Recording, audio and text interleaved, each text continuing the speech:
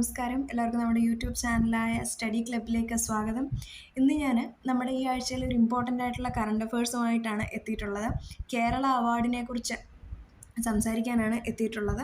അപ്പോൾ നമുക്ക് അതിലോട്ട് പോകാം കൂടുതൽ വലിച്ചു നീട്ടാതെ. അപ്പോൾ കേരള അവാർഡിനെക്കുറിച്ച് നമ്മൾ സംസാരിക്കുമ്പോൾ ആർക്ക് അവാർഡ് കിട്ടി എന്നതിൻ്റെ മുന്നേ തന്നെ എന്താണ് കേരള അവാർഡ്, അതെപ്പോഴാണ് തുടങ്ങിയത്, അതിൻ്റെ ഒരു സ്ട്രക്ചർ എന്താണ്, അത്തരം കാര്യങ്ങളും കൂടി നമ്മൾ നോക്കേണ്ടത് ആവശ്യമാണ്. അപ്പോൾ നമുക്ക് അതിലോട്ട് ആദ്യം പോകാം. അപ്പോൾ കേരള അവാർഡ് എന്ന് പറയുന്നത് കേരളയിലെ ഹയസ്റ്റ് സിവിലിയൻ അവാർഡാണ്. അതുപോലെ തന്നെ ഇത് നമ്മൾ നടപ്പിലാക്കിയത് 2021 മുതലാണ് ഇത് കൊടുത്തു വരുന്നത്.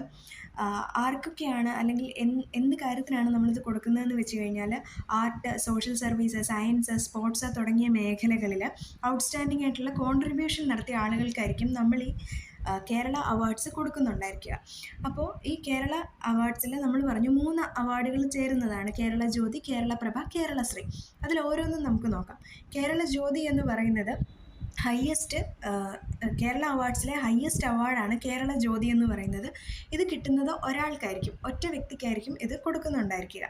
ഇനി കേരള പ്രഭ അവാർഡ് എന്ന് പറയുന്നത് സെക്കൻഡ് ഹയസ്റ്റ് അവാർഡാണ്. ഇത് 2 പേർക്ക്, ഇവിടെ 3 എന്നാണ് എഴുതിയേക്കുന്നത്, ഇത് 2 പേർക്കാണ് കൊടുക്കുന്നത്. ഇത് 2 പേർക്കാണ്, 3 എന്നാണ് എഴുതിയത്, 2 പേരാണെന്ന് ഓർത്തോണേ, തെറ്റിപ്പോയതാണ്, ടൈപ്പിൽ തെറ്റിപ്പോയതാണ്. കേരള പ്രഭ അവാർഡ് എന്ന് പറയുന്നത് സെക്കൻഡ് ഹയസ്റ്റ് അവാർഡാണ്. അത് 2 വ്യക്തികൾക്കായിരിക്കും കൊടുക്കുന്നത്.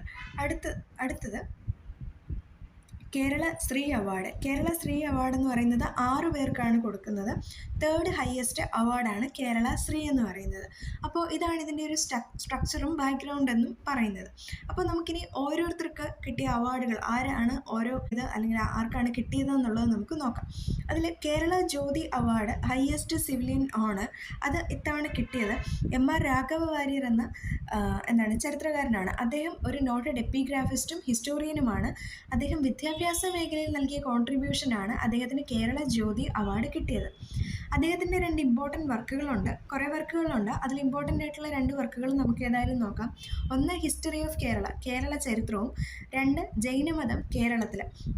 ഇത് രണ്ടും M.R. രാഘവ വാര്യരുടെ വർക്കാണെന്ന് ഓർത്തിരിക്കുക. അപ്പോൾ കേരള ജ്യോതി 2025 കരസ്ഥമാക്കിയിട്ടുള്ളത് M.R. രാഘവ വാര്യരാണ്. അദ്ദേഹത്തിൻ്റെ ഇമ്പോർട്ടൻ്റ് ആയിട്ടുള്ള വർക്കാണ് ഹിസ്റ്ററി ഓഫ് കേരളയും ജൈനമതം കേരളത്തിൽ നിന്നുള്ളത്. അപ്പോൾ 2024 ആർക്കാണ് കിട്ടിയത്? 2024 കിട്ടിയത് M.K. സാനുവിനാണ് കിട്ടിയിട്ടുണ്ടായിരുന്നത്. അദ്ദേഹം മലയാള സാഹിത്യത്തിന് നൽകിയ സംഭാവനയുടെ പേരിലാണ് M.K. സാനുവിന് 2024 Kerala Jyothi highest civilian honour കിട്ടിയിട്ടുണ്ടായിരുന്നത്. അദ്ദേഹത്തിൻ്റെ ഒരു 2 ഇമ്പോർട്ടൻറ്റ് വർക്കുകൾ നമുക്ക് നോക്കാം.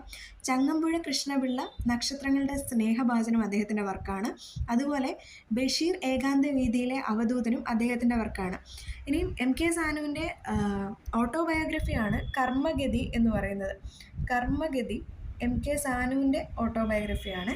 കർമ്മഗതി ആരുടെ ഓട്ടോബയോഗ്രഫിയാണെന്ന് ചോദിച്ചാൽ അത് M.K. സാനുവിൻ്റെയാണ്. 2024 കേരള ജ്യോതി അവാർഡ് കരസ്ഥമാക്കിയത് M.K. സാനുവാണ്. 2025 ആരാണ്? ഹിസ്റ്റോറിയനും എപ്പിഗ്രാഫിസ്റ്റുമായിട്ടുണ്ടായിരുന്ന M.R. രാഘവ വാര്യരാണ്. കോൺട്രിബ്യൂഷൻ ടു എഡ്യൂക്കേഷൻ, ആ ഒരു വിദ്യാഭ്യാസ മേഖലയിൽ നൽകിയ സംഭാവനയ്ക്കാണ് രാഘവ വാര്യർ, അദ്ദേഹത്തിന് കേരള ജ്യോതി അവാർഡ് കിട്ടിയത്. ഓക്കെ, ഇനി നമുക്ക് കേരള പ്രഭ അവാർഡിലോട്ട് പോകാം. കേരള പ്രഭ അവാർഡ് കിട്ടിയത് 2 പേർക്കാണ്. ഒന്ന് P.B. അനീഷ്, അദ്ദേഹത്തിനും 2 രാജശ്രീ വാര്യർക്കുമാണ് കിട്ടിയത്. ഇതിൽ P.B. അനീഷ് എന്ന് പറയുന്നത് അദ്ദേഹത്തിന് കാർഷിക മേഖലയിലുള്ള അദ്ദേഹത്തിൻ്റെ പ്രവർത്തനങ്ങൾക്കാണ് കേരള പ്രഭ അവാർഡ് നൽകിയത്. ഇദ്ദേഹം 2024 കർഷകശ്രീ പുരസ്കാരത്തിനും അർഹനായിട്ടുണ്ടായിരുന്നു. അപ്പോൾ P.B. അനീഷ് കാർഷിക മേഖലയിലെ അദ്ദേഹത്തിൻ്റെ പ്രവർത്തനത്തിനാണ് കേരള പ്രഭ അവാർഡ് കിട്ടിയത്. അദ്ദേഹം കണ്ണൂർ ഉദയഗിരി എന്നാണ് വരുന്നത്. 2024 മലയാള മനോരമ കർഷകശ്രീ പുരസ്കാരവും അദ്ദേഹം കരസ്ഥമാക്കിയിട്ടുണ്ടായിരുന്നു. ഇനിയും രാജശ്രീ വാര്യരാണ് 2ാമത് കേരള പ്രഭ അവാർഡ് കരസ്ഥമാക്കിയത്. അത് ആർട്സിലുള്ള സംഭാവനയ്ക്കാണ് രാജശ്രീ വാര്യർക്ക് കേരള പ്രഭ അവാർഡ് ലഭിച്ചത്. രാജശ്രീ വാര്യരുടെ ഇമ്പോർട്ടൻ്റ് ആയിട്ടുള്ള വർക്കാണ് ദി ഡോട്ടർ ഓഫ് മധുരൈ എന്ന് പറയുന്നത്. 2023 ദി ഡോട്ടർ ഓഫ് മധുരൈ എന്ന് പറയുന്നത് പബ്ലിഷ് ചെയ്യുന്നത്. അപ്പോൾ ഈ ഒരു വർക്ക് എന്ന് പറയുന്നത് ഇൻസ്പയർ ചെയ്തിട്ടുള്ളത് ഫീമെയിൽ ഇൻഫാൻറ്റിസൈഡിൻ്റെ ചൈൽഡ്ഹുഡ് മെമ്മറി, അതുപോലെ തന്നെ സ്ത്രീകളുടെ ശക്തി, അമ്മയും മകളും തമ്മിലുള്ള ബോണ്ട് എന്നീ ആശയങ്ങളിൽ നിന്ന് ഇൻസ്പയർഡ് ആയിട്ട് എഴുതിയിട്ടുള്ള ബുക്കാണ് എന്താണ് ദി ഡോട്ടർ ഓഫ് മധുരൈ എന്ന് പറയുന്നത്. ഈ ഒരു വർക്ക് എന്ന് പറയുന്നത് വർക്കിന് 2024 ബെസ്റ്റ് ഡെബ്യൂട്ട് ഓഥർ അവാർഡ് കിട്ടിയിട്ടുണ്ട് എന്നുകൂടി ഓർത്തിരിക്കണം. അപ്പോൾ 2025 കേരള പ്രഭ അവാർഡ് കിട്ടിയത് നമ്മൾ പറഞ്ഞു PB അനീഷിനും അതുപോലെ തന്നെ രാജശ്രീ വാര്യർക്കുമാണ്. രാജശ്രീ വാര്യരുടെ വർക്കാണ് ദി ഡോട്ടർ ഓഫ് മധുരൈ. ആർട്ടിലുള്ള കോൺട്രിബ്യൂഷനാണ് രാജശ്രീ വാര്യർക്ക് കിട്ടിയതെങ്കിൽ PB അനീഷിന് കിട്ടിയത് അഗ്രികൾച്ചർ സെക്ടറിലുള്ള അദ്ദേഹത്തിൻ്റെ പ്രവർത്തനത്തിന് ആണ് എന്ന് പറഞ്ഞു. അപ്പോൾ 2024 ആർക്കായിരിക്കും കേരളപ്രഭ അവാർഡ് കിട്ടിയിട്ടുണ്ടായിരിക്കുക? 2 പേർക്ക് അന്ന് കിട്ടി. അത് നമ്മൾ പറഞ്ഞു കേരളപ്രഭ 2 പേർക്കാണ് കൊടുക്കുന്നതെന്ന്. ഒന്ന് നമ്മുടെ സോമനാഥ് ആണ്, ISRO ചെയർപേഴ്സൺ ആയിട്ടുണ്ടായിരുന്ന സോമനാഥും. 2 P ഭുവനേശ്വരി എന്ന് പറയുന്ന ആൾക്കുമാണ് കിട്ടിയിട്ടുണ്ടായിരുന്നത്.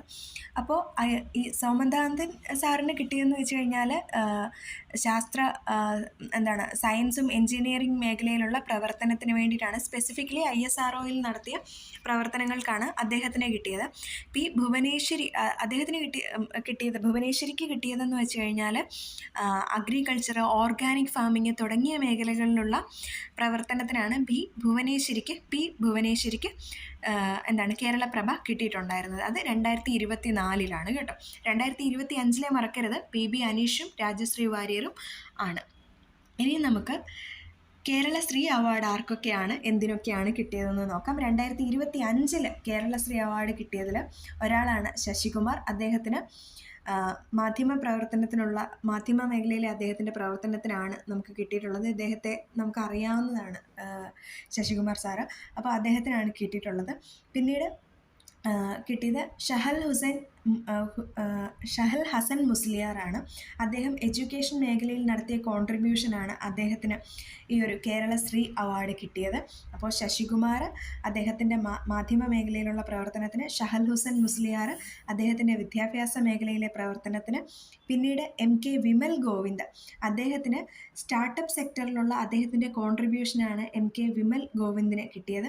പിന്നീട് നമ്മുടെ അഭിലാഷ് ടോമി അദ്ദേഹത്തിന് സ്പോർട്സിലുള്ള അദ്ദേഹത്തിൻ്റെ പ്രവർത്തനത്തിനും അച്ചീവ്മെൻറ്റ്സിനും ഒക്കെയാണ് അഭിലാഷ് ടോമിക്ക് കിട്ടിയത്.